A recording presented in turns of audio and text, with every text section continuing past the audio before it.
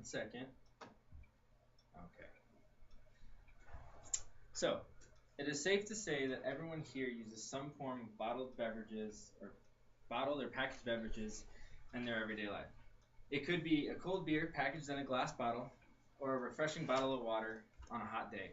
Or it could be a quick stop at a local gas station. Back.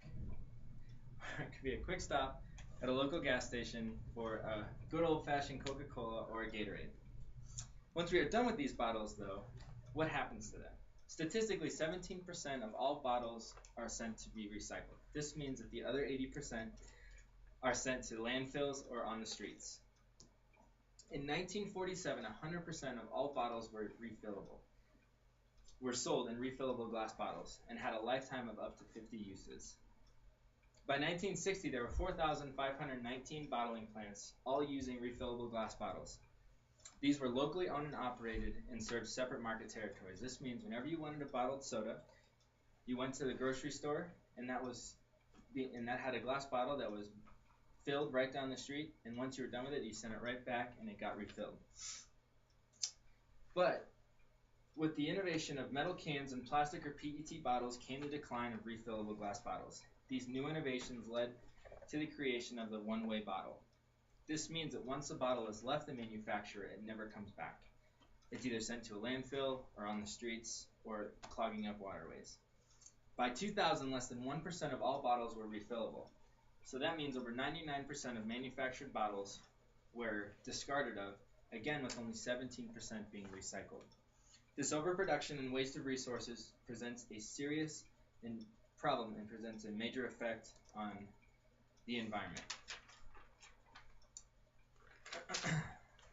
These harms all include an increase in energy and resources used by the use of plastic bottles, an increase in landfills, litter, and waterways, and an increase in air pollution and emissions. The first source of harm from the manufacture of water bottles is the amount of resources and energy used in the manufacture. Thank you. In the U.S., 15 million barrels of oil are used every single year for the manufacture of plastic bottles. This includes the manufacture from raw materials, the transportation from the manufacturer to the consumer, and the disposal after a single use. Adversely, glass refillable bottles weighing 10.5 ounces, making 25 trips back and forth from the consumers to the manufacturer, saves 93% less materials and energy than a single one-way bottle weighing 5.9 ounces. This is a huge trade-off for the benefit to preserve natural resources. With refillable glass and plastic bottles being able to be used 25 times, mandating the production and use of refillable bottles will exponentially decrease the amount of resources and energy gone into the production of single-use bottles. This will also decrease the amount of waste in landfills and waterways. 60 million bottles are discarded every single day. These bottles, whether they're glass or plastic, eventually end up in landfills, littered across the streets, or end up clogging waterways.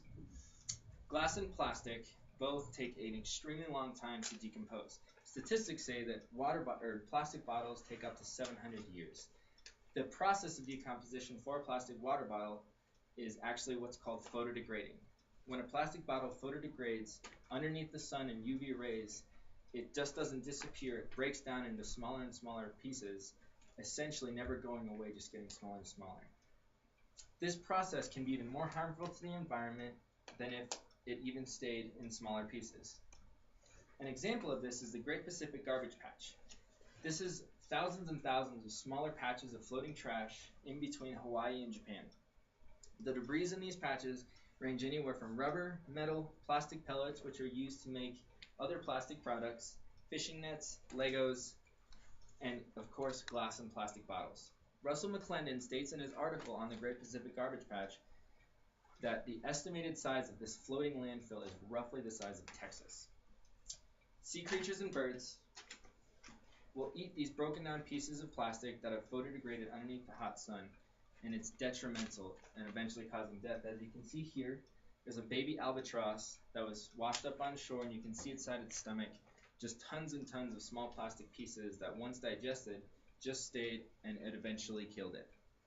By decreasing the amount of waste by transitioning to refillable bottles, it will greatly decrease the harm done to sea life and creatures in the Pacific and oceans around the world.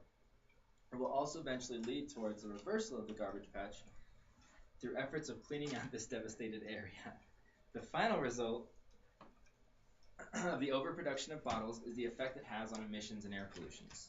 A single 1 liter glass bottle making 10 trips from the manufacturer to the consumer generates a smaller quality of the 9 different air pollutants than a one-way 1 liter bottle. In order to gauge the environmental impacts of products, studies have used what is called a life cycle analysis. This is an analysis of the product from the production of raw materials to the disposal through landfilling, incineration, or recycling. These LCAs are tallied and sponsored by different organizations around the world, such as the U.S. Environmental Protection Agency, the Danish Environmental Protection Agency, and the Austrian Ministry of the Environment. An LCA of refillable glass bottles versus a one-way glass found that tallies between 5 different air pollutants, carbon monoxide, nitrogen oxide, sulfur oxide, carbon dioxide, and methane, favored the refillable bottles over the one-way as being more environmentally friendly. As you can see here, the number favoring the refillable bottles is exponentially greater than the number favoring one-way containers. Similarly, an LCA of refillable plastic bottles versus one-way plastic bottles showed similar results. They tallied in favor of the refillable versus the one-way bottles, as shown in this chart below. Clearly, the benefits of refillable bottles on emissions and air pollutants cannot be ignored. If this became the new standard, the reduction of greenhouse gases and air pollutants will have a huge positive effect on air quality. In order to reverse the damage that has been done by overproduction, the U.S. needs to mandate the use and production of refillable bottles once again. The process of using these refillable bottles will take a huge effort on not only manufacturers but American citizens alike. In order for this policy to work, Americans must be like-minded and diligent to return bottles to local deposits located in their local areas in order to be sent back to be processed, washed, and refilled, ready to be sent back on the shelves. Manufacturers and local grocery stores must also play their parts in making these deposits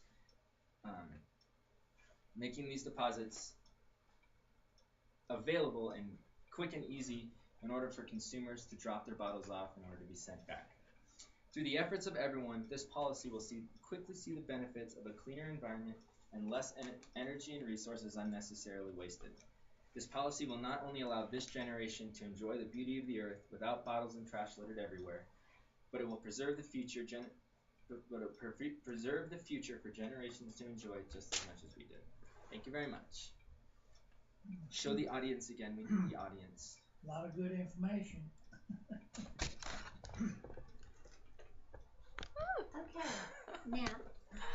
Okay, now, do you have to stand in front of